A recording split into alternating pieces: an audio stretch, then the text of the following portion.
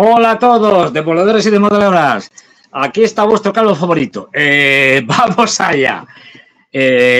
Hoy tenemos que explicar cosas que son básicas y también explicaremos cosas que no son tan básicas, pero que hay que conocer. Y tendremos tiempo también para reírnos un rato con el diario español El País, que ha publicado un artículo realmente hilarante. Hilarante porque no dice más que tonterías. Es decir, pero bueno. Todo a su tiempo. Así que lo primero que vamos a ver rápidamente es un gráfico de esos en forma de tarta. Ahí lo vamos a ampliar y vamos a empezar diciendo algo que la gente en general no se da cuenta, no lo percibe. Cuando, por ejemplo, en Europa, en Estados Unidos, en el mundo en general, con todas estas reuniones que hay, vamos a descarbonizar y demás, y vamos a utilizar energías renovables, que son, pues eso, renovables y limpias, ni son renovables ni son limpias, pero bueno, vamos a suponer que sí. Y claro, luego bajas a la realidad y te das cuenta de que todo esto que nos están vendiendo es pura fantasía en el mejor de los casos. Porque, como podemos ver, aquí son fuentes de energía utilizadas a nivel mundial en 2023, el año pasado. Fijaros que estamos siempre hablando de petróleo y verdad, que el petróleo tiene funciones básicas, es decir, o el gas y tal, pero ni es el petróleo ni es el gas lo que más consumen los seres humanos. Estamos todavía, en cierto sentido, metafóricamente hablando, en la revolución industrial y utilizando lo que fue el gran motor de la revolución industrial a finales del siglo XVIII en el Reino Unido, el carbón. 32,5% de la energía utilizada en el mundo proviene del carbón. Sigue siendo la energía más utilizada. ¿Qué nos están contando? Con las renovables y la ecología y la descarbonización. Pero esto es un cuento chino. Bueno, chino de cualquier otro lado. Es decir, que la humanidad todavía tiene como principal fuente de energía el carbón. Bueno, 32,5%. El petróleo, ahí lo tenemos ahí, en gris, 23%. No, esto hay que base, y al gas, aquí el gas natural, un 26%. Es decir, que las energías fósiles son más de un 50, 60, 70, más de un 70 y tantos % de la energía que consumimos. ¿De qué estamos hablando? Porque no olvidéis, la electricidad no es una fuente de energía. No es algo que podamos encontrar, como son los yacimientos de carbón, mineral o de petróleo, yacimientos de gas, etcétera, en la naturaleza. No es algo incluso que podamos generar, o sea, no podemos, es una fuente secundaria, la tenemos que generar con algo, con otra fuente de energía. Y si hacemos una energía eléctrica, la podemos hacer con petróleo, con carbón, con gas. Todo eso produce energía eléctrica, por ejemplo. También las renovables, pero fijaros lo que viene aquí. Energía nuclear, que también produce electricidad, un 4%. Es decir, que si si le metemos este 4% a las energías fósiles, pues ya estamos en el 80%, pero vamos, pasados. Y luego aquí tenemos que de las renovables, la que destaca con más es la más antigua en el sentido de que es la que se ha usado primero desde hace mucho tiempo, desde el siglo pasado. Y aquí tenemos con un 6,5 la hidroeléctrica, la de las presas y los saltos de agua. Es decir, y en otros, ahí entra todo, biocombustibles, todo, están la solar y la energía eólica.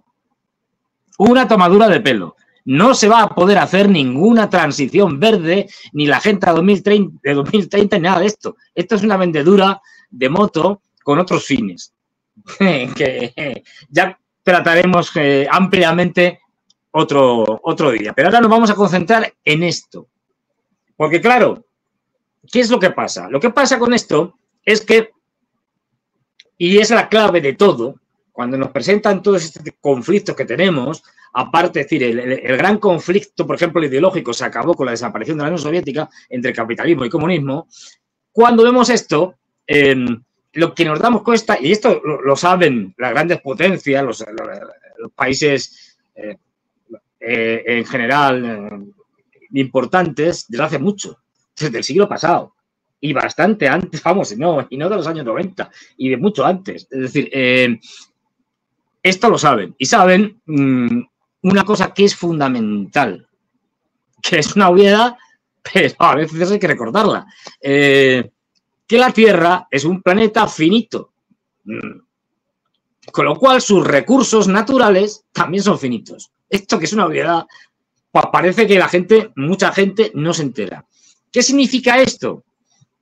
Que han ido haciendo, como iremos viendo y tal, lo que hacen es que, y hay gente muy importante que está escribiendo, que hace conferencias y tal, y que está bastante claro, y es que todas estas fuentes de energía, es decir, la mayoría de estas fuentes de energía, sobre todo las fósiles, el carbón tiene más largo recorrido, pero el petróleo, por ejemplo, que es fundamental, o sea, no podemos vivir sin petróleo, ni electricidad ni nada. La electricidad, como mucho, de promedio, puede estar un poquito más alta, de promedio, puede cubrir el 20% del consumo de energía de la humanidad, no más, porque hay cosas que no se pueden hacer con electricidad. O sea, tú no puedes coger un gran portacontenedores y moverlo con electricidad. No se puede.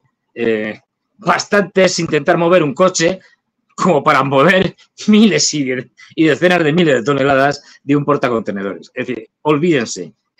Y el 80%, seguramente me estoy quedando corto, pero bueno, por ahí, el 80% del comercio mundial, del tráfico de mercancías de un sitio a otro, se hace por mar, en estos gigantescos portacontenedores, etcétera, etcétera. Luego, necesitamos el petróleo, es decir, y sus derivados, que son la clave, especialmente el diésel, que es lo que mueve la posibilidad de que podamos tener ese comercio mundial, pues eso,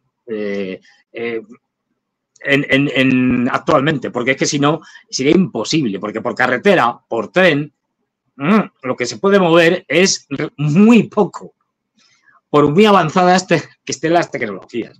Es decir, en tren o por carretera. Y aún así, todavía tenemos que, si mover un coche lo podemos mover más o menos con baterías eléctricas, aunque contaminando una barbaridad, no con el coche, sino porque para producir las baterías eléctricas hay que extraer una cantidad de recursos minerales, entre ellos los famosos, las famosas tierras raras y otras cosas más, el cobalto, etcétera.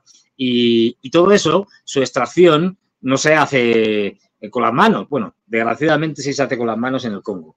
Con la esclavitud, de esto no hablan las compañías, claro, con la esclavitud de un montón de niños, pero en minas a cielo abierto, que es una vergüenza.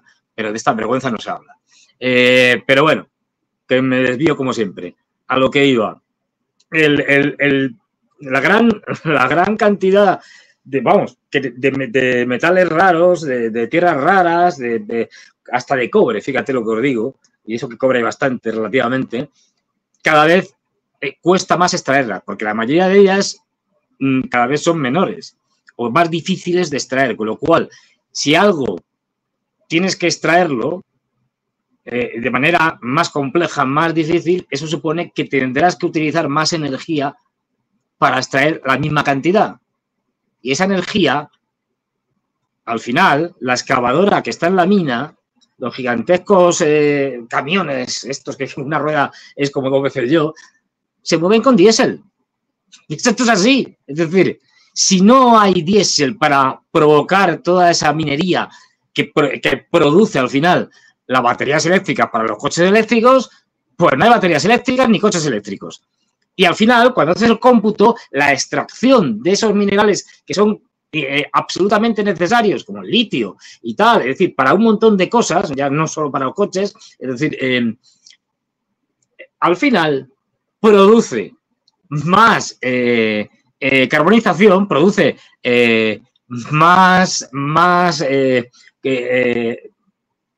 digamos, en su extracción desprenden más CO2, más todo tipo de gases de efecto invernadero que los propios coches de gasolina, los camiones diésel, de gasoil o de lo que sea, es decir, o los aviones, etcétera. Quiero decir que esto es una tomadura de pelo. Seguimos dependiendo y vamos a seguir dependiendo de las energías fósiles. No, que nadie nos engañe. No hay alternativa a las energías fósiles. Ya, es decir, y en el caso de las centrales nucleares, cuando lo ven en aquello, no, ya está. Problema resuelto. Ponemos centrales nucleares para todo el mundo. Como los franceses, que es uno de los grandes países nuclearizados en el sentido de que tiene muchas centrales nucleares para la producción de electricidad. Y ya digo, las centrales nucleares producen electricidad, pero la electricidad no se puede usar para todo, como el ejemplo que hemos puesto antes.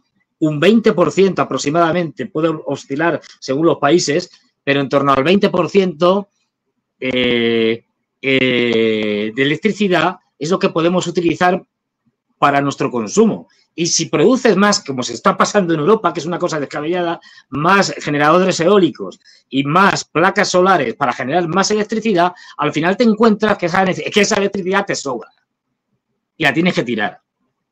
Así de claro, como le pasa a España, por ejemplo, que tiene una sobreproducción de energía eléctrica. Otra cosa es entrar en los temas de cómo eso se distribuye, de cómo las mafias de las compañías eléctricas en España, en fin, una historia muy larga. Pero no tenemos un problema de electricidad si producimos más de lo que necesitamos. Claro, la puedes exportar, pero bueno, al final no pasas de un 20% aproximadamente. Y lo que decía, la energía nuclear, que produce energía eléctrica, la energía nuclear es que además tiene un problema. Cada vez hay menos uranio. Y cada vez, por lo tanto, es más costoso extraer el uranio. Y el uranio, pues se extrae como se extraen las tierras raras, es decir, a base de grandes maquinarias que consumen diésel. ¿Qué vamos a hacer? Así que lo que quiero primero señalar, el cuento chino este que nos están vendiendo de las renovables, de la transición energética, esto es una mentira como una catedral. No hay transición energética posible.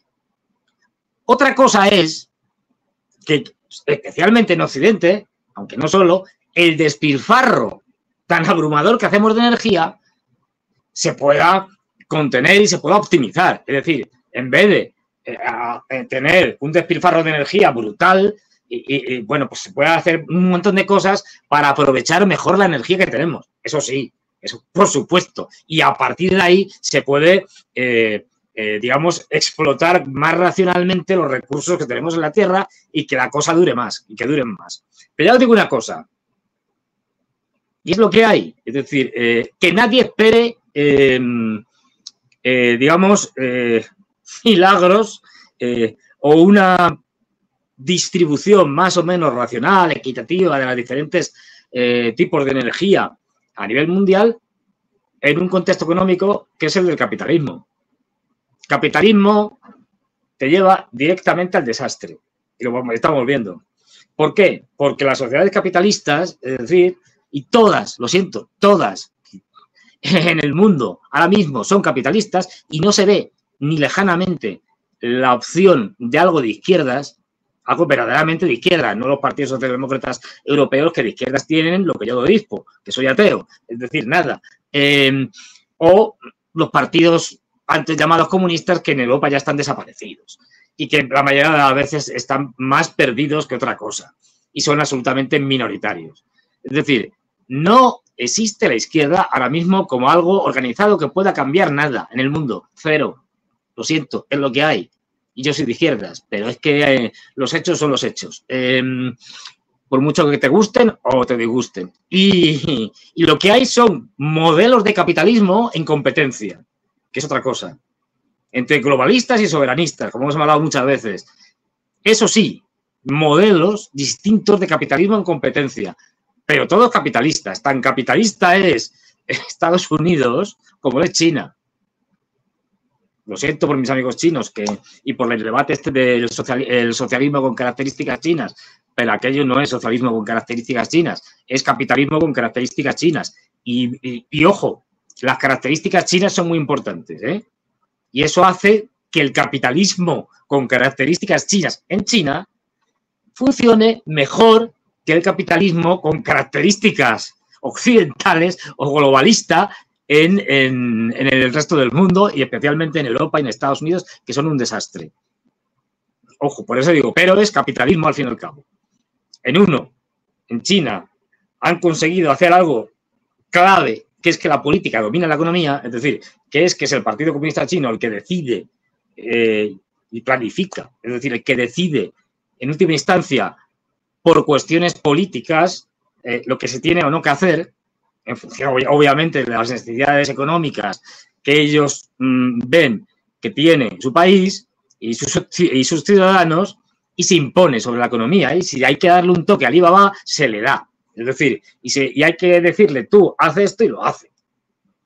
Y es justo lo contrario que pasa con el resto del mundo, básicamente, o el mundo especialmente occidental, Estados Unidos y Europa, donde quien manda son la economía, es decir, los grandes fondos de inversión, las grandes familias que deciden lo que se hace, deciden la política que se tiene que hacer a través de los políticos, a través de organizaciones internacionales como el Fondo Monetario Internacional, dominado por los norteamericanos y en última instancia dominado por los grandes fondos de inversión, que son los que les dicen a la Reserva Federal lo que tiene que hacer. Que como sabemos, la Reserva Federal no es un banco nacional, como pueda ser el de cualquier país de latinoamericano o europeo. No, es un banco privado. Es un banco privado compuesto fundamentalmente por bancos privados, como JP Morgan, por ejemplo. Es decir, con lo cual, bueno, esa es una de las razones por las que se cargaron a Kennedy, porque querían nacionalizar un banco privado que es el que emite la moneda de Estados Unidos, que es la moneda de intercambio mundial, por el momento. Le queda poco. Ya os digo, desde el punto de vista histórico, muy poquito. Porque tendremos en octubre una reunión, una cumbre de jefes de Estado y de Gobierno de los BRICS, que va a ser importantísima. Ya os lo adelanto, porque las medidas que se van a tomar no le van a hacer ninguna gracia a Estados Unidos y van a acelerar el proceso de descomposición del imperio norteamericano, que cada vez es más rápido. A mí me sorprende la rapidez con que va esto. Pero bueno, que me desvío como siempre. Lo que quería deciros es que cada vez hay menos energía y en un contexto de capitalismo o de sociedades capitalistas donde se compite por la energía, esto te lleva inevitable, y cada vez con menos energía, te lleva inevitablemente a que tú quieras controlar para mantener tu situación de poder la mayor parte de los recursos energéticos del mundo. Y eso inexorablemente te lleva en esa competencia por el control de los recursos económicos, de los recursos energéticos del mundo, te lleva a la guerra. ¿Qué es lo que han hecho los norteamericanos? Los norteamericanos, cuando desaparece la Unión Soviética, dicen, por fin. Entre otras cosas, más allá de las diferencias ideológicas, vamos a poder, en el espacio postsoviético y los aliados que tenía la Unión Soviética, vamos a poder explotar sus recursos, que antes no podíamos. ¿Por qué? Porque los recursos energéticos, y no solo los energéticos, como también los minerales, pero en concreto los recursos energéticos, ya se sabía que iba a llegar un momento, y especialmente el petróleo, el famoso peak oil, en el que iba a empezar a decaer. Bueno, pues el peak oil el pico del petróleo, a partir del cual el petróleo barato, el petróleo que se extrae de fácil extracción, llega al máximo, y a partir de ahí ese petróleo de fácil extracción empieza a disminuir, cada vez hay menos. Eso ya lo hemos pasado en la primera década del siglo XXI. Y dice, bueno, pero sí, aún así seguimos aumentando el consumo energético de petróleo. ¿Cómo lo hacemos si es que cada vez el petróleo de fácil extracción ya hemos pasado el pico y está cada vez bajando? Es decir, cada vez se produce menos petróleo de ese tipo porque es más costoso y más difícil de encontrar.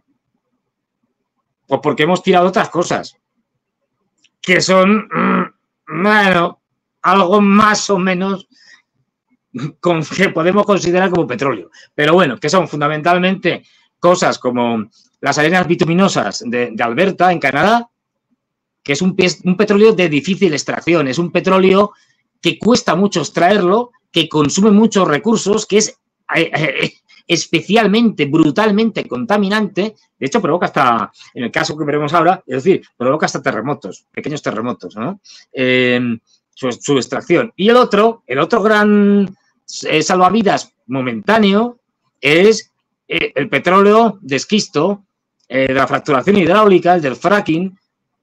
Pero ese petróleo es mucho más caro que el petróleo, digamos, de fácil extracción. A partir de ahí, por eso están hablando de la luz. Ahora los americanos parece que se han dado cuenta y tal, de que tienen que ponerse al día para enfrentarse a los rusos en el Ártico. ¿Para qué? ¿Para salvar a los osos polares? No. Ya os digo que no. ¿Por qué? Porque uno de los pocos sitios que queda por explotar de manera intensiva y donde sabemos que hay petróleo y gas es el Ártico. De ahí el interés de todos de controlar las rutas y de hacer reclamaciones marítimas, es decir, diciendo que estos aquí, como hay no sé qué, son aguas territoriales de mi país. Y bueno, pues en eso están, en esa lucha. Es decir, porque es de lo poco que queda por explotar todavía, bueno, en cuanto a temas de petróleo y gas. Es decir, tenemos una idea básica, que es que todos saben que cada vez va a haber menos energía. Por eso se producen esas luchas y por eso tiene tanto interés Estados Unidos en cargarse a Rusia.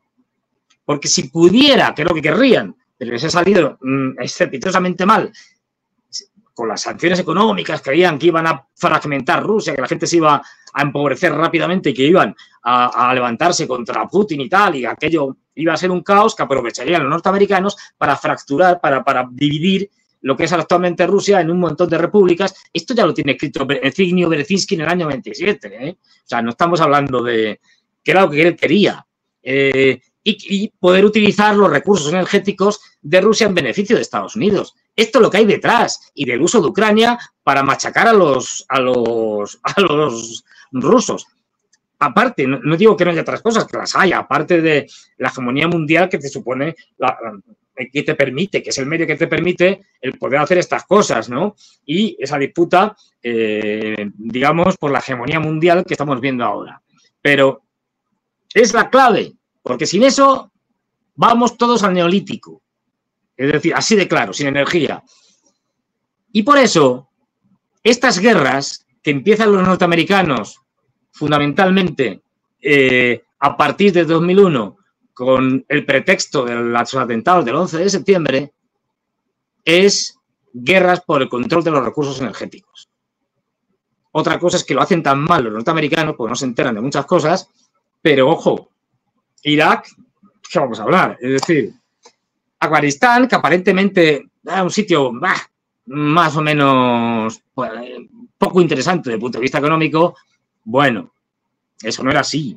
De hecho, desde la época en que estaban los soviéticos en Afganistán, se hicieron prospecciones geológicas que ya hablaban de yacimientos importantes, no solo de petróleo y gas, sino de un montón de minerales, algunos de ellos muy, muy importantes, como el cobre, como el oro. Es decir, un sitio, y ya digo, como era un sitio muy atrasado, prácticamente, bueno, sin prácticamente, sí, estaba por explotarlo todo. De ahí que bajo ese pretexto y Bin Laden ni narices. Bin Laden era un agente de la CIA y lo conocían perfectamente. Y esto no lo digo yo, lo ha dicho Hillary Clinton.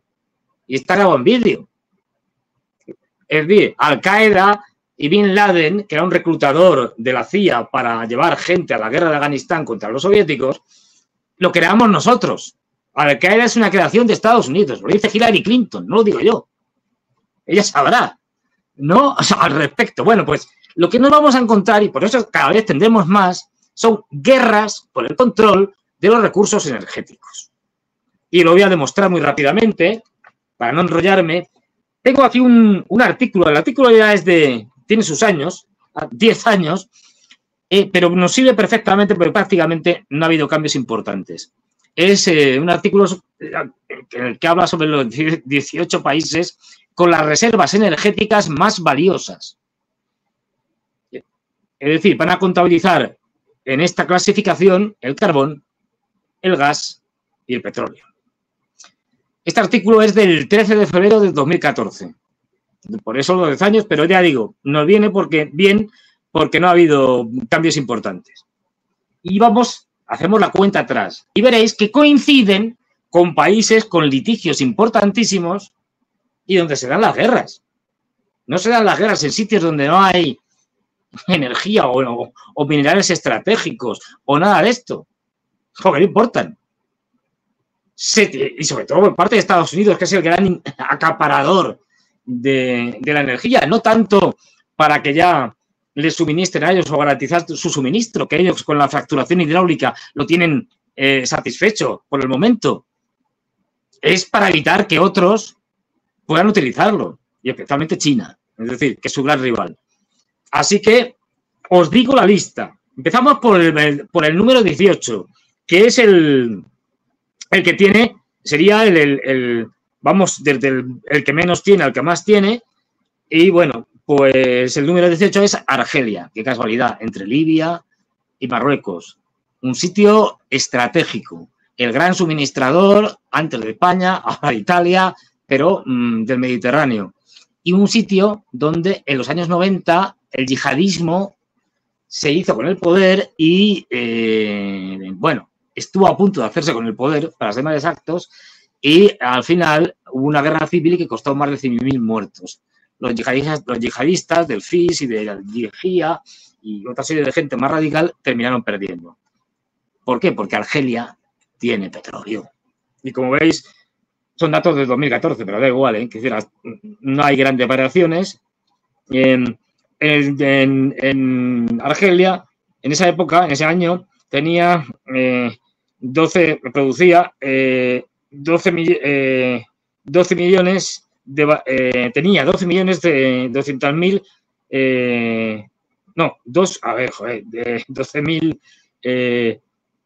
12 mil millones de barriles de reservas probadas de petróleo, 159 billones de pies cúbicos de reservas probadas de gas natural y 3,4 billones a valorar a los precios ese era su valor a precios en dólares de la época, de 2014.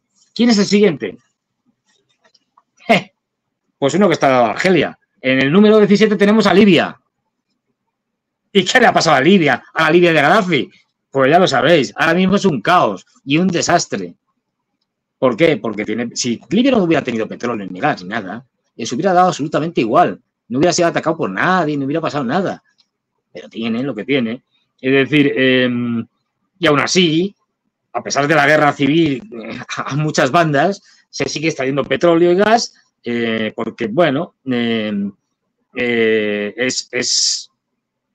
se puede tener un país caotizado, pero más o menos controlar los yacimientos de petróleo y de gas y las refinerías y los puertos o los oleoductos a través de los cuales se exporta.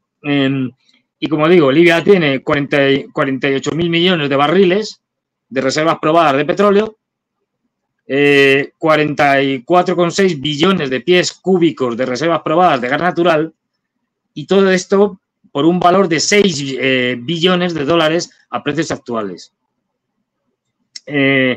Bueno, ¿Y quién está en el número 16? Aquí tenemos un país que es de los que son, que no es que no tengan, pero que por el tamaño y su población, etcétera, necesitan importar y cada vez más. ¿Y quién está? Pues la India. En el número 16, la India. ¿Qué es lo que tiene la India? Aparte de 1.400 millones de habitantes, pues fundamentalmente carbón. Así que tenemos que la India, que es importador de petróleo y de gas, como lo estamos viendo, de Rusia, de muchos sitios, es decir, tiene 5.700 millones de barriles en reservas probadas de petróleo, 47 billones de pies cúbicos de reservas probadas de gas natural y 60.600 millones de toneladas de reservas probadas de carbón. Es decir, lo más tiene carbón, de lejos, que es lo que más consume. Y esto valorado en 6,5 billones de dólares a precios de 2014. En el número 15, Kazajstán, otro de los países clave de tránsito de la ruta de la seda y uno de los países que no solo además es un gran productor de petróleo, sino que también es el primer productor y el primero en cuanto a reservas de uranio. Pues en Kazajstán hubo un intento de golpe de Estado fracasado, por ejemplo, en a partir del 2 de diciembre del 2022. ¡Qué casualidad! ¿Y quiénes estaban detrás? Pues os podéis imaginar. Aparte de yihadistas varios empleados que venían desde Turquía, de la zona controlada por Siria, vamos, por Turquía de Siria, yihadistas pro-turcos, digamos, y financiados también y dirigidos por el MI6 británico. Pero claro, es que es lo que hay. Pues Kazajstán, que es un país enorme, es el 9º país del mundo en tamaño y es riquísimo, con una población aproximada de unos 20 millones, es decir, está vacío. Bueno, pues allí que tenemos que ellos tienen 30.000 millones de barriles de reservas probadas de petróleo, 45.000, casi 46.000 billones de pies cúbicos de reservas probadas de gas natural y 33.600 millones de toneladas de reservas probadas de carbón. El valor 6,8 billones de dólares en precios de 2014. En el lugar número 15. Otro país estratégico. Y además estratégico porque a través de Kazajstán pasan muchas cosas. Entre ellos la famosa iniciativa de la franja y de la ruta de los chinos. También suministra a China. Es decir, ¿quién está? Decíamos en el número 15, Kazajstán. En el número 14, Nigeria. Nigeria en el número 14. ¿Y qué tenemos en el número 14? Pues en el número 14, Nigeria, que es uno de los grandes, es el mayor país en población de África y es uno de los grandes productores mundiales, aunque sea un caos, de petróleo, donde están grandes empresas industriales, vamos, explotadoras de petróleo occidentales, que son las que generalmente explotan todo este tipo de países. Pues bien, africanos, Latinoamérica, etcétera, porque son las que controlan el mercado del petróleo fuera de las empresas nacionalizadas, como puede ser Gazprom en Rusia o Aramco en Arabia Saudí. Pues bien, Nigeria produce nada menos que 37,2 millones de barriles de reservas probadas de petróleo. Fíjate dónde está Nigeria. Y en todo ese arco, Níger, que también tiene petróleo, menos, es decir, y gas, Burkina Faso, Mali, las guerras que hay allí, el caos en el que está sumido siempre Nigeria, porque eso le conviene a los occidentales, porque es un país clave. País, además, ya digo, más poblado de África, con más de 100 millones de habitantes, donde hay las propias digamos, explotaciones de las grandes corporaciones de petroleras como Shell, como ExxonMobil, como Chevron, estaban en el 2014 tenían incluso sus propios servicios de seguridad, por decirlo suavemente, es decir, tenían las famosas PCM, las famosas empresas que se dedican a, bueno, empresas de mercenarios, de contratistas militares, que se dedicaban a proteger los oleoductos, etcétera, porque además en Nigeria también hay enfrentamientos entre diferentes etnias, en Biafra, etcétera, en fin, aquello es muy complicado. En parte favorecido por los intereses occidentales, divide y vencerás, ya sabes. Pues eso, 32, como decía, 37.000 millones de barriles de reservas probadas, 182 billones de pies cúbicos de reservas probadas de gas natural por un valor estimado de unos 6,8 billones de dólares a precios de 2014. Y nos vamos a Australia, en el número 13. Australia, que es un gran poseedor tanto de recursos energéticos como especialmente de recursos minerales. No lo olvidemos, es uno de los grandes en este sentido. Bueno, pues Australia en el número 13, con 3.900 millones de barriles de reservas probadas de petróleo, con 132,8 billones de pies cúbicos de reservas probadas de gas natural y con 76.400 millones de toneladas de reservas probadas de carbón. Valor, ya hemos pasado, fíjate, de los 6, casi 7 billones que tenía Nigeria, ya pasamos a un valor estimado de 9 billones de dólares a precios de ese año. Seguimos con el número 12, Turkmenistán, un país poco conocido, pero rebosante de gas. Turkmenistán en esa fecha tenía, y es clave, la guerra de Afganistán, entre otras muchas razones, aparte de lo que tiene Afganistán, era porque querían sacar los occidentales el petróleo de Turkmenistán, perdón, el petróleo, el gas, porque lo que más tiene es gas con diferencia, es uno de los grandes productores de gas del mundo. Ese gas lo querían sacar a través de Afganistán porque no hay otra, porque no tiene salida al mar. Y a sacarlo a través del Caspio era casi imposible, era muy difícil porque primero tuvo que llegar el acuerdo entre los países ribereños del Caspio para determinar qué pertenecía a quién y luego hacer digamos, un gasoducto hacia Occidente, hacia Azerbaiyán, tiene muchos problemas, dado que ya digo, que tanto iraníes como rusos se ponen y son los que controlan básicamente el Caspio. Y bueno, ¿qué es lo que tiene? Pues fijaros, mientras que petróleo no tiene mucho, tiene 0,6 o sea, 600.000 millones de barriles de reservas probadas de petróleo, pero claro, tiene 618 billones de pies cúbicos de reservas probadas de gas natural, una barbaridad. Y ya pasamos en valor por el gas, que es lo fundamental, a 9,7 billones de dólares a precios de 2014, ya casi 10 billones. ¿Y quién está en el número 11? Kuwait. Kuwait, por todos conocidos. Una guerra, la primera guerra del Golfo, que he decidido porque los americanos, como siempre, ellos tan defensores de los derechos humanos y de la pobre Kuwait que había sido invadida por Irak, salieron a defender la democracia kuwaití, que no existía y sigue sin existir, pero vamos, da igual, y unos derechos humanos que no se respetaban, pero que da igual. No, lo que te interesaba era que Kuwait es un gran productor de petróleo, amigos. Y eso ya trastocaba el control de recursos energéticos que en ese momento Estados Unidos todavía tenía en Oriente Medio.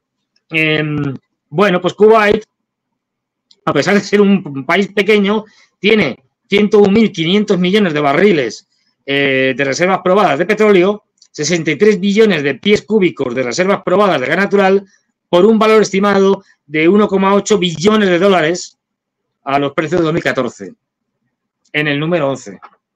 Nos vamos acercando ya a los que vienen al top 10. ¿Y quién está en el número 10? China. Otro país como India, como también tiene 1.400 millones de habitantes, pues, aunque produce mucho, por supuesto carbón, es el principal productor de carbón mundial, de lejos, también produce mucho petróleo, mucho gas, pero como su necesidad de consumo es tan grande, es el gran importador de petróleo, de gas, incluso de carbón, que lo trae también de Mongolia, de la parte del desierto del Gobi que está dentro de Mongolia. Bueno, pues como lo tienen al lado, Mongolia exporta todo su carbón de las minas del desierto del Gobi a China. China, para que os hagáis una idea, de todas las fuentes de energía que antes hemos hablado y tal, China, entre el 60 y el 70%, según las fuentes, de toda la energía que consume, de toda la que consume, proviene del carbón. Del carbón. Que nos cuente. Y eso que es el país que fabrica y que más energía renovable, más, que fabrica tanto los elementos como los paneles solares, el principal fabricante del mundo de lejos de paneles solares, y que tiene, digamos, la mayor capacidad de producción de energía renovable. Y aún así tiene que seguir tirando a lo bestia del carbón, porque tiene que dar de comer a los chinos y hacer que prosperen. Es lo que hay. Es decir, bueno, pues China, que es un gran importador, el gran importador de este tipo de combustibles fósiles, a pesar de que tenga mucho, tiene más de 17.000 millones de barriles de reservas probadas de petróleo. 109,3 billones de pies metros cúbicos de reservas probadas de gas natural. Y, claro, aquí se sale, es decir, más de 11 billones, 11.000, espérate, porque la cifra es tan descomunal, 11.000, 11 billones de toneladas de reservas probadas de carbón. Esto hace que el valor total sea de 13 billones de dólares de precios de 2014. En el número 9, vamos a ir rápido, que se nos acaba el tiempo, Emiratos Árabes Unidos. Pues igual, es decir, 9,8 casi 98.000 millones de barriles de reservas probadas, 215 billones de pies cúbicos de reservas probadas de gas natural por un valor estimado de casi 14 billones de dólares. Y vamos subiendo al número 8, Qatar. Qatar, junto con Irán, comparten el mayor yacimiento de gas del mundo, con diferencia, el yacimiento de Fars. Y ahora veremos qué nos dice Qatar. Pues Qatar, ese pequeño país, tiene 23.000, casi 24.000 millones de barriles de reservas probadas de petróleo, y ahí vamos con el gas.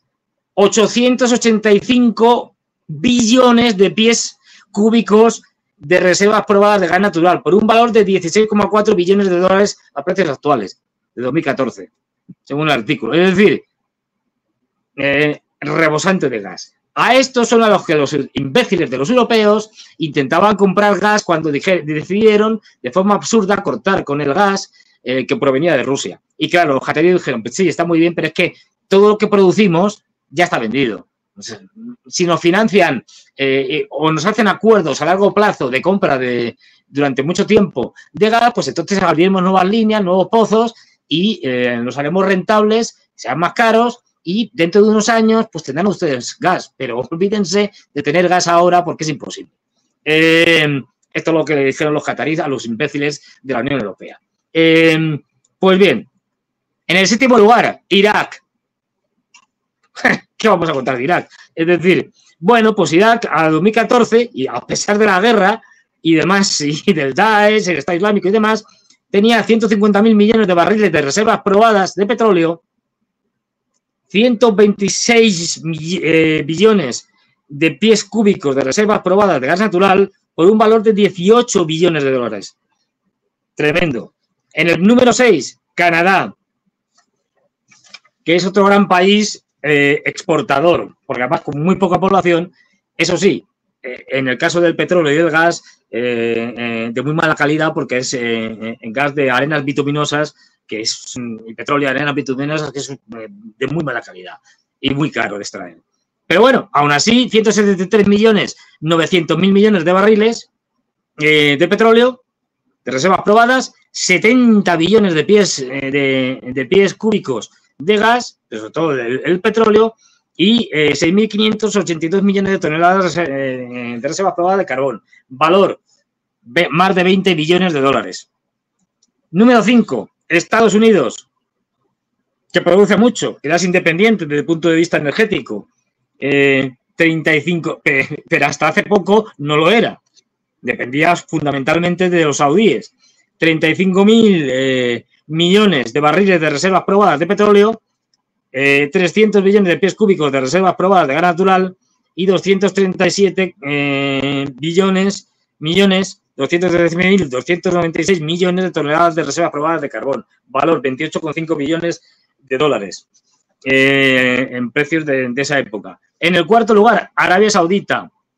Arabia Saudí, los grandes productores de petróleo, 265, casi 269 mil millones de barriles de reservas probadas. Un disparate. 290,8 billones de pies cúbicos de reservas probadas de gas natural. Un valor de 33 billones de dólares a precio de 2014.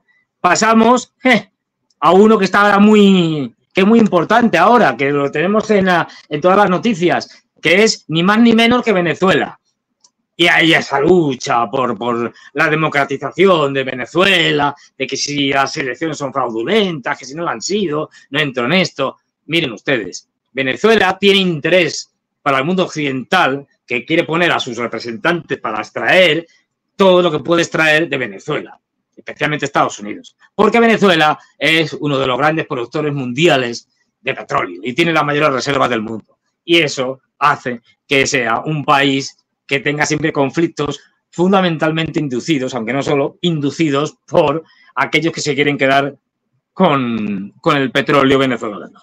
Y ahí tenemos que tenía el 2014 266 mil millones de barriles de reservas probadas de petróleo, un disparate, 290,8 millones de pies cúbicos de reservas probadas de gas natural por un valor de 33 billones de dólares a precio de 2014. No, perdón, esto era Arabia Saudí. Ahora vamos a Venezuela. Venezuela, casi 298 mil millones de barriles de reservas probadas. Un disparate, o sea, más incluso que Arabia Saudí. 196 billones de metros de pies cúbicos de gas. 100.000 millones de pies cúbicos de gas natural, que decía. Y el otro de carbón. Y 479 millones de toneladas de reserva de carbón, que no tiene mucho. Pero 34, casi 35 billones de dólares en precios actuales. Es decir, de 2014, porque esto está hecho de 2014. Y nos acercamos al final, la recta final. Voy muy rápido. Irán. Otro que está de moda. ¿A quién quieren atacar los iraníes? ¿A quién quién se está metiendo con los iraníes? Desde hace mucho. Aparte de ese portaaviones que no podemos nombrar porque nos censuran, que está entre el Líbano y Egipto, por los Estados Unidos. ¿Por qué? Porque Irán es el gran proveedor, especialmente de gas, pero también de petróleo. Tiene nada menos y nada más que 157.000 millones de barriles de reservas probadas, tenían de 2014, de petróleo, pero es que tiene 1.187 billones de pies cúbicos de reservas probadas de gas natural. Un disparate. Valor de esa época, 35 billones de todo esto. Es decir, anuales, a precios actuales, perdón. Y en el número 1, el que querían partir todo, Rusia, todos los occidentales, claro, porque Rusia en esa época tenía ni más ni menos que 87.000 millones de barriles de reservas probadas de petróleo, 1.163 billones de pies cúbicos de reservas probadas de gas natural y 157 millones de toneladas de reservas probadas de carbón por un valor de 40,7 billones de dólares a precio de 2014. ¿Qué quiero deciros con esto?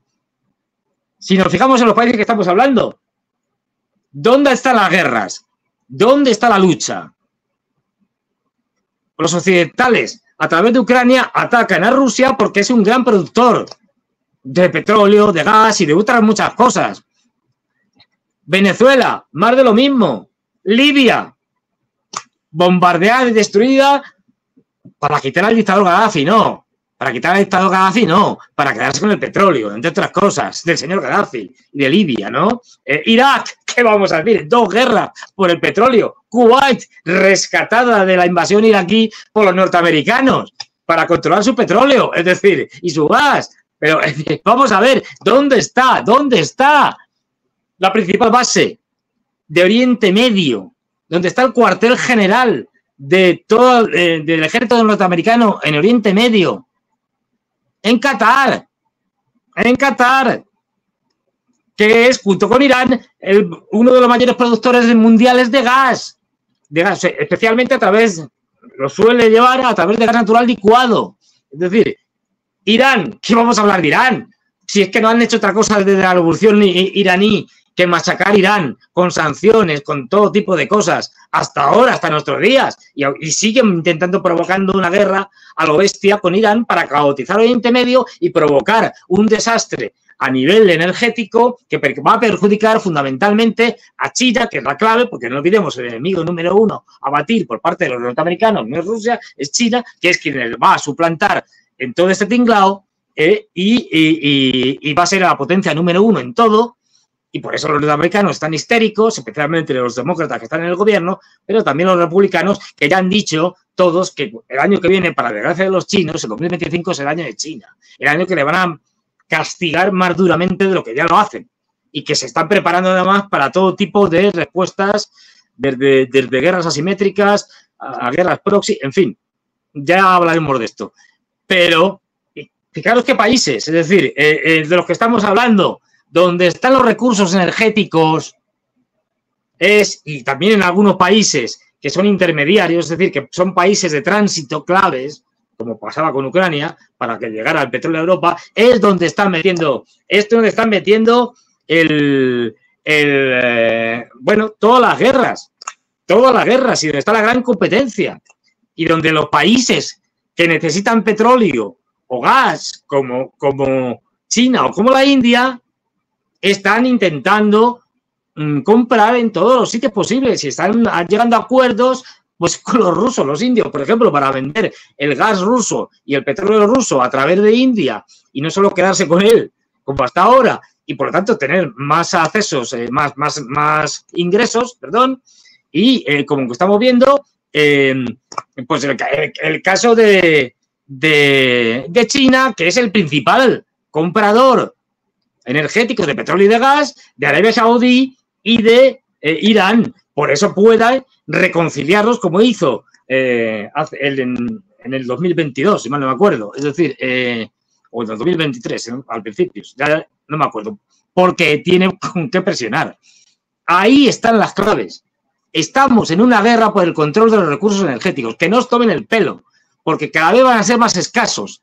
Y por lo tanto, las élites mundiales quieren tenerlos ellos para su propio bienestar y para su uso como elemento de coacción y de presión contra otros países y contra los grupos sociales y contra continentes enteros. Es decir, y en esto estamos. Ni democracia, ni derechos humanos, ni puñetas. Es que sabe todo el mundo que cada vez va a haber menos recursos energéticos. ¿Y cómo lo saben? Y lo saben las propias empresas que desde 2014 las grandes petroleras prácticamente no hacen grandes inversiones en muchos ni abren nuevos yacimientos porque saben que esto no es rentable si no suben los precios.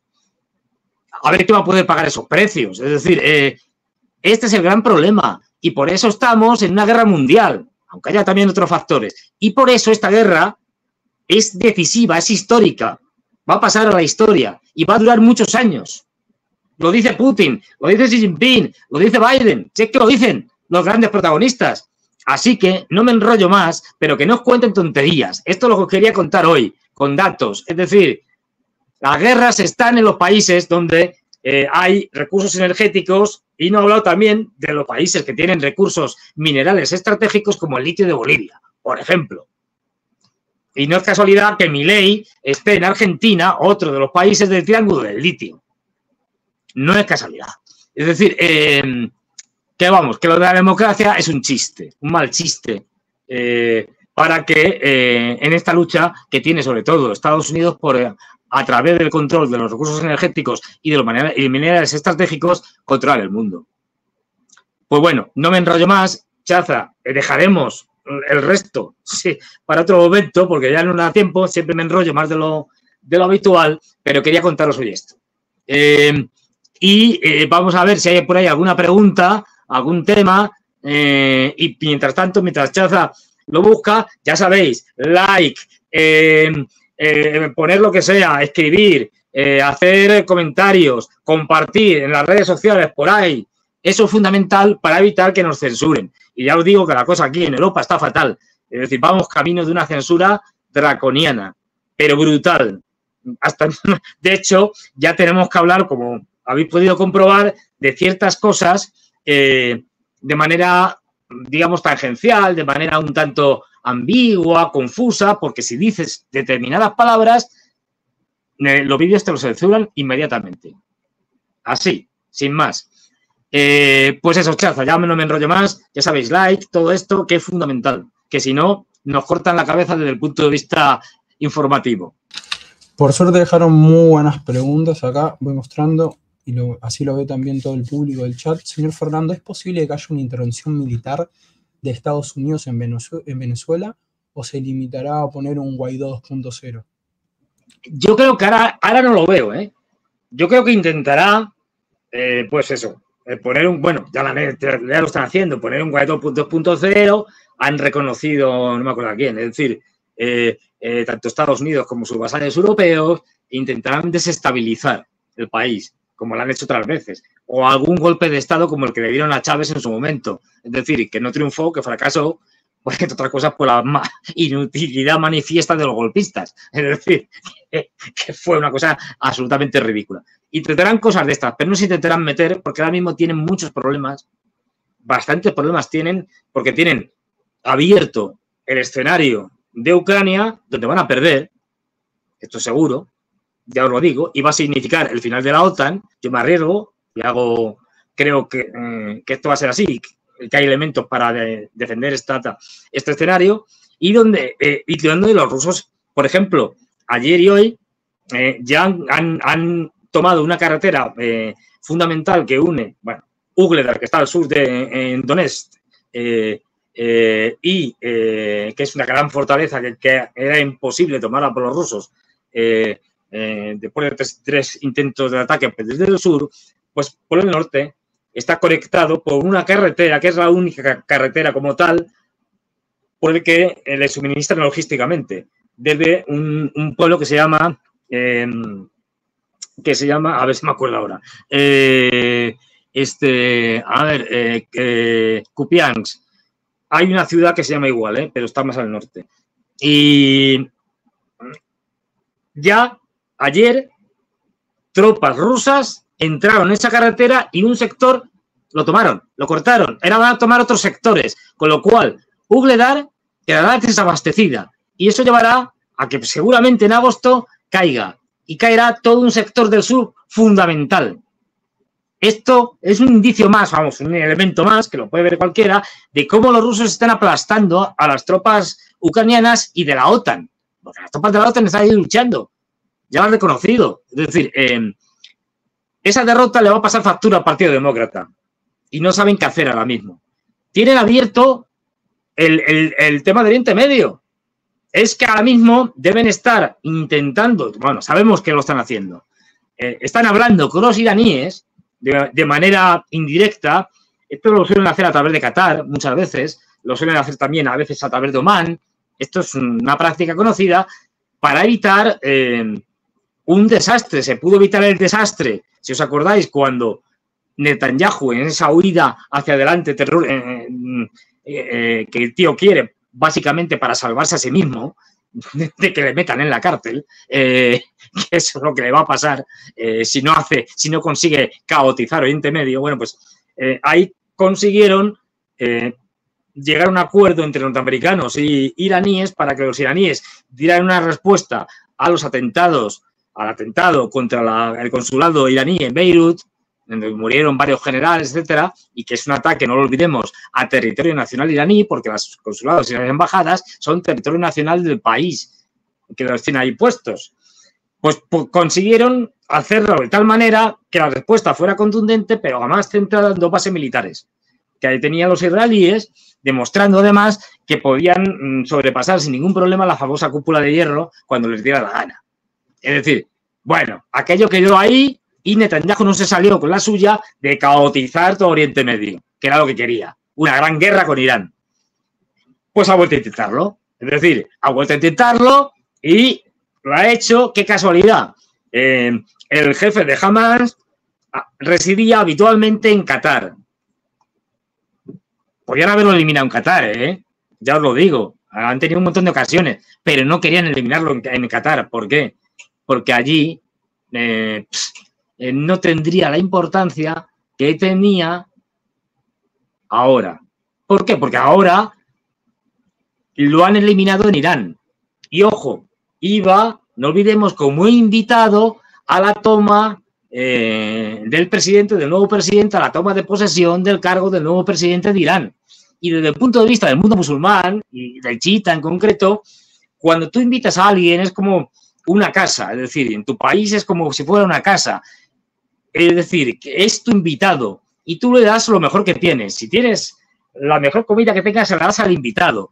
La mejor habitación para dormir que tienes, se la das al invitado, porque forma parte del concepto de hospitalidad del mundo musulmán. En este caso, del mundo musulmán chiita. Pues eso se extiende también a nivel de país, de Estado. Con lo cual, asesinar a una persona que es tu invitado es una provocación de tal calibre para Irán que le obliga a responder de alguna manera. Veremos cómo lo hacen. Hasta ahora, Irán ha sabido hacerlo de manera muy inteligente. Pero claro, Netanyahu no deja de insistir, de provocar para generar ese caos. Pues bueno, con lo de Ucrania, con lo de Oriente Medio y que toca China, es decir, que ya están montando el lío, aunque no lo estén contando, con el tema de China, ahora mismo no están en condiciones de meterse en Venezuela. Bastantes problemas tienen. Y encima los problemas internos con la competición electoral en la que puede pasar cualquier cosa. Ya hemos visto la absoluta aberración democrática, pues, el circo absolutamente ridículo que están haciendo los demócratas, que ya ni siquiera van a hacer una convención como tal, y los delegados que han salido elegidos en las primarias van a votar online o por WhatsApp. Esto ya es el colmo del cachondeo. Y todavía hay quien defiende que aquello es una democracia. Por Dios. Es decir, cuando unos delegados que han salido en unas primarias, en unas votaciones en las cuales mayoritariamente la mayoría de los delegados han salido en representación de Biden, del candidato Biden, que ya no se presenta, con lo cual ellos tenían el mandato de los electores de votar por Biden en su convención, ahora se encuentran que no tienen mandato ninguno. Bueno, tienen mandato por un candidato que no se va a presentar y que viene Kamala Harris y dice, bueno, como soy la vicepresidenta, me los quedo, y que como al final hay un lío tan gordo, dicen, mejor no hacemos nada, que voten online. ¿Pero qué es esto? Es decir, es el desparrame total. Es decir, el poner en evidencia que Estados Unidos jamás ha sido una democracia. No nos engañemos. Pues no se van a meter con Venezuela directamente, pues no tienen capacidad. Así te lo digo, no tienen capacidad. A ver, hay un sector dentro de los poderes en Estados Unidos que están muy locos. Es decir, podría darle la chifladura, pero no les conviene. No olvidemos que ellos además tienen unas refinerías, los norteamericanos, muy especializadas en el petróleo de Venezuela. Es decir, las refinerías no pueden utilizarse para todo tipo de petróleos, no. Están especializadas en determinado tipo de petróleo. Si le llevas uno distinto, no lo puedes refinar bien y aquello es una chapuza. Y Estados Unidos está especializado en el petróleo duro, en el petróleo pesado, en el petróleo pesado de Venezuela. Con lo cual, si le das un petróleo ligero de Arabia Saudí, pues no lo puedes refinar. Por ejemplo, es decir, o de Irak, que también tiene un petróleo muy ligero. Luego necesitan seguir manteniendo, porque siguen comprando y tal, seguir manteniendo el flujo de petróleo hacia Estados Unidos. Así que no van a entrar directamente, van a intentar algún tipo de subversión, sanciones, en fin, lo típico de toda la vida, golpe de Estado, etcétera, pero no van a entrar directamente. ¿Qué rollo tengo, de verdad? Anda, que os he contado para responder a esta pregunta. Pero muy venga, bien, chapa, otra más. Como estamos en 1 hora y cuarto, te dejo la última y si querés te dejo con la frase que siempre. ¿Tenés hoy para el público? Bueno, pues vale. Pues la frase, mira, yo creo que la he dicho ya, porque estoy muy gustado. Pero la frase, más que una frase, aprovechamos para ver el desastre que os quería enseñar hoy, en el que está sumido Europa, y el enfrentamiento interno entre los europeos. Y más que una frase, fíjate, hoy os voy a dar una declaración, que al fin y al cabo es... te lo tengo aquí. Que al fin y al cabo es como una frase. Fer, puede que la pregunta te sirva, porque va de la mano, dice... Una pregunta, don Fernando. ¿Cómo podemos luchar desde España para parar esta locura que nos quieren llevar a una guerra y destrucción total? Pues lo tenemos difícil, la verdad. Pero por lo pronto, informándonos. Porque ya tenemos... El primer problema es que los grandes medios de comunicación nos cuentan una película que no es verdad. Entonces, claro, yo entiendo que la gente tiene muchos problemas, es decir, para poder informarse. Porque la gente... Pues bueno, pues trabaja, cada vez gana menos, es decir, en general, trabaja, tiene que, si tiene niños, pues tiene que estar con los niños, las escuelas, tal, no sé qué, llega a su casa, después de trabajar, y no tiene ganas de verse programas o de ponerse en internet o tal, a buscar cosas que le den un punto de vista distinto. Yo lo entiendo, es decir, que es normal. Entonces, bueno, lo primero, informarnos. Por eso estamos diciendo siempre, contárselo a vuestros amigos, tal. Si pueden que lo vean, pues el fin de semana, cuando sea, cuando tengan tiempo. Porque es fundamental que tengan otro punto de vista, una información distinta y, por supuesto, más veraz que la que nos cuentan los medios de comunicación. Y, en un segundo término, a partir de ahí, lo tenemos muy difícil, porque en España, como en el resto de Europa, tenemos ya sociedades hiperindividualistas, con lo cual asociarse, juntarse para hacer cosas es muy difícil, porque cada uno tira por su lado. Es decir, pero bueno, a partir de ahí se pueden empezar a hacer pequeñas cosas, pero la verdad lo tenemos muy difícil porque la Unión Europea y la OTAN controlan Europa absolutamente, a sus poblaciones que están adormecidas absolutamente, y Estados Unidos como el gran director de todo ese tinglao, y nos llevan al mayor desastre de Europa desde la Segunda Guerra Mundial. Vamos a ver un desastre como no se ha visto nunca después de la Segunda Guerra Mundial, y está muy difícil, la verdad. Yo sinceramente soy pesimista en el caso de Europa. Solamente cuando el desastre se haya producido, la gente empezará a reaccionar. Si hay una hambruna, si hay una crisis económica brutal en donde hay una cantidad de parados, de gente sin casa, sin energía, que es fundamental, pues la gente tomará conciencia a lo bestia y dirá, joder, pues salgo a la calle a protestar, porque no me queda otra, porque no tengo para comer, porque es que no tengo energía para calentarme en el invierno. Cosas así. Hasta que no lleguemos a eso, desgraciadamente yo pienso que la gente no se va a movilizar ni a concienciar. Mientras tanto, por lo que decimos, compartir, hablar a vuestros amigos de las redes sociales y amigas, mandarles, es decir, mío, de otros youtubers también que están en una línea crítica, mandárselo, es decir, porque es la única manera. Y lo que iba a leeros, y ya con esto no me enrollo más, para que veáis que no es que lo diga yo, es decir, ahora mismo la Unión Europea, que anda hecha unos zorros, y a torta limpia, especialmente con Hungría y con Eslovaquia, porque les están castigando por tener una opinión y para actuar de manera distinta en el tema de Ucrania, pues Ucrania les ha cortado el suministro de petróleo que venía por Rusia a través de Ucrania. Fijaros, había una guerra, pero seguía habiendo suministro. La hipocresía europea típica. Seguía habiendo suministro de petróleo y de gas también, pero bueno, a países de Europa Oriental, porque si no se quedaban en nada. Eran países que dependían casi al 100%, en algún caso, del petróleo que les venía de Rusia, y que además, como pasa que en el caso de Eslovaquia y Hungría, tampoco tienen salida al mar, lo tenían muy difícil. Bueno, pues en castigo al su mal comportamiento, no les sobra con intentar asesinar a Fico, ¿no? Esto no ha sido suficiente como advertencia, porque siguen defendiendo una negociación y una solución pacífica, y que no sigan armando a los ucranianos en una guerra que está perdida. Es decir, bueno, gente sensata, pues les cortan el petróleo como forma de chantaje, porque la Unión Europea es una organización mafiosa que hace chantaje como los mafiosos, es decir, funciona así. Es decir, ¿y qué pasa? Pues que los Víctor Orbán y Fico, es decir, Hungría y Eslovaquia han protestado y han empezado a decir cosas, y entre ellas el ministro de Asuntos Exteriores, y esto es lo que quería contaros, lo pronuncio mal, Peter Szijjártó, es muy complicado porque tiene dos jotas aquí, y en fin, opinó que la iniciativa de amenazar con detener el tránsito de petróleo ruso a Hungría y Eslovaquia, debido a su posición crítica sobre el conflicto ucraniano, probablemente provenga de Bruselas y no de Kiev. Es decir,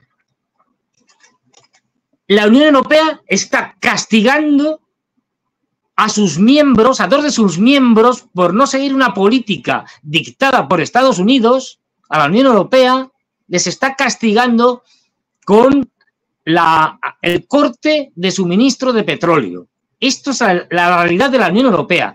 La mierda que es la Unión Europea, que es una oligarquía burocrática, no elegida democráticamente, como la Comisión Europea, que gobierna actualmente Europa. Y al que se sale del carril, como pasa con Hungría o con Eslovaquia, lo castigan de la manera que sea.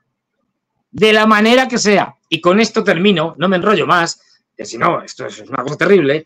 Y nos vemos, ya sabéis, el próximo viernes, como siempre, a la misma hora, aquí con calor, como en Madrid, en fin, da igual, nos vemos. Más cosas de las que hablar, más cosas que contar, más cosas que desvelar. Y nos vemos, ya digo, el próximo viernes a las 9 hora de Madrid. Luego tenéis ahí todos los horarios y demás. Y nos vemos en Latinoamérica para diferentes usos horarios en diferentes países. Y el domingo con Ezequiel, ahí seguimos dando caña, ambos a dos, que también tendremos un programa cargadito con muchas cosas.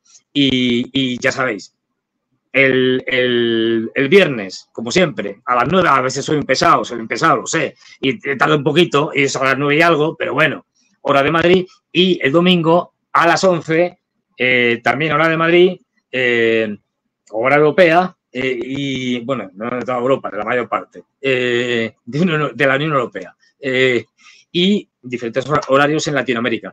Y ahí estamos dando caña, ya sabéis, likes,